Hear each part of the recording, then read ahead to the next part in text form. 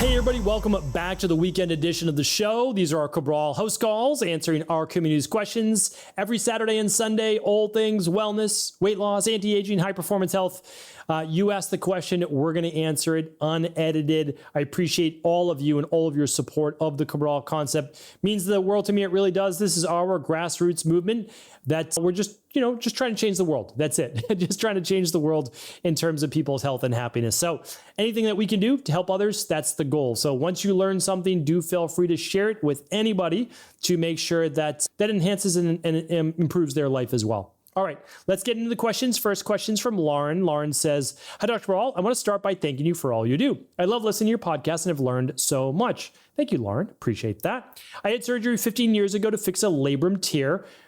And within the last year, I started experiencing pain again. I had a scope done and found out that the suture rubbed the cartilage off my shoulder joint. This probably isn't the correct medical terminology. And now I'm experiencing bone-on-bone pain. I was told there wasn't anything I could do unless I replaced my shoulder. I'm working on fixing my gut and we'll do a liver detox. Other than working on inflammation, what can you recommend?" All right, totally understand where you're coming from. I have 2 torn labrums in both shoulders from years of sports and weightlifting and doing things wrong and all sorts of things. But my left one was really bad. It was well over a 60% tear of the labrum, excruciating pain for about 8 months, but I was able to rehab it. And some of those things I'm going to share with you now. The reason I wanted to rehab it is because, just like you found out, surgery is not a given that it's going to work. It's just not. And you've permanently then changed the body. Now, sometimes you have to have surgery. I'm not going to deny that at all. Like sometimes you have to. I don't disagree. But one of the things that I've shared with people, bone on bone knee, right? Bone on bone shoulder, is to strengthen the area. And I know sometimes it's a little painful weightlifting, but we do things to balance the anterior chain, so the pectoral muscles and anterior deltoids, the front of your shoulder, and the posterior deltoids and rhomboids and back muscles. Most people are tight through the chest, right? And the SCM muscles of the neck, and they're weak through the back. So a lot of strengthening with lighter weights for the shoulder and rotator cuff muscles and heavier weights for strength training for the posture and back. Okay, that's worked. The Inflammasoothe, great product. Proteolytic enzymes, a great product. But of course, I have to say, I'm not providing medical advice, medical treatment plans, or medical cures. Of course, we're not doing that. Just things that I would personally do. I would also look at anything that's creating inflammation. Omega-6s, food sensitivities. I would also take 2 to 3 grams of the daily omega-3 support, no doubt about it. And of course, the daily nutritional support and your vitamin D3. That's kind of the starting place. Now, in terms of the actual cartilage, if you have no cartilage, then it's very difficult, obviously, to rebuild cartilage. If you have some cartilage, the way to expand it a little bit more is by using a product, and it contains all of these. It contains chondroitin, glucosamine, and MSM. So you can find a product, it contains all of those, and that would be where to start. And that goes kind of for all arthritic-based pain as well. All right, and up next, quick question. What are your thoughts on banding internal hemorrhoids? I recently had a colonoscopy for gut issues, and their report mentioned the hemorrhoids I knew I had, but also that they banned them at their clinic. I've never heard of this. I'd love to get rid of them as they are uncomfortable and messy. They say it's uninvasive and low risk, but don't always trust what the medical field has to say. Just wondering what your thoughts are. Thank you for your time and all the help you give your followers. All right, happy to help again. So you have to keep in mind, if you go to a barber shop, they're going to want to give you a haircut, right? If you go to a place that specializes in banding hemorrhoids, they're going to want to band your hemorrhoids. If you go to a place that tests for sleep apnea, you're going to walk home with, or you're going to drive home with the CPAP machine, right? So it's like, just be careful, right? Now, sometimes you may need these things. Sometimes you may not. As I just shared with Lauren, not everything is 100%. You have even a lower risk procedure, not 100%. For me, I'm always asking in my practice, why the hemorrhoids, right? Why the hemorrhoids? What is going on? Are you having 5 or 6 bowel movements a day? Some people are. That's a lot of trauma to the area, right? Especially if you're wiping the whole time. So here's what I want to share with you. And of course you're wiping, but I'm saying like some people have a bidet and some people use, other devices like a tushy, if you've ever heard of that. But what I want to share with you is this, is that look for food sensitivities. look for gut-based issues like yeast and SIBO or parasites or H. pylori, a lot of inflammation of the gut, because no matter what, your body is telling you there's inflammation inside of that digestive tract, and we need to find that first. So the one way to look at that is called a big 3 gut bundle. That's the bacteria and parasite stool test, the Candida metabolic and vitamins test, and the food sensitivity test. So you can find all of these at stephencabral.com/shop. That just takes you over to Equilife. And of course, you can run them with a practitioner near you that specializes in this, or you can run them with our team or integrative health practitioner. But it's up to you. All right, Audrey is up next. Hi, Dr. Ball. I know to get adequate morning sunlight, I shouldn't be wearing glasses. But what about contacts? Am I still getting healthy benefits of sunlight with wearing contact lenses? Thank you so much. Okay, yeah, so this is pretty straightforward. Unless, which they're making them now, but most contact lenses, unless stated, do not have UV filters built in.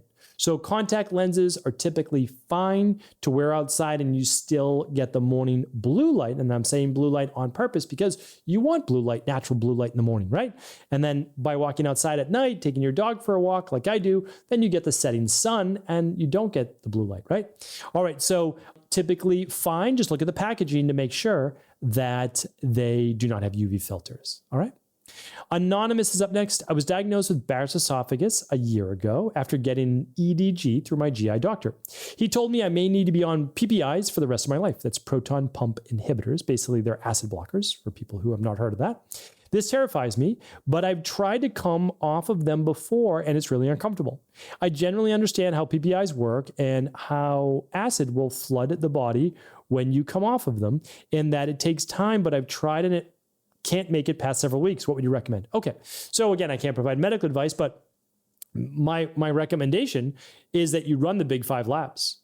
Look at your omega-6 to omega-3 levels. Look at your food sensitivity test. Look at gut-based dysfunction. Look at, if I didn't say omega-6s to omega-3s, look at that.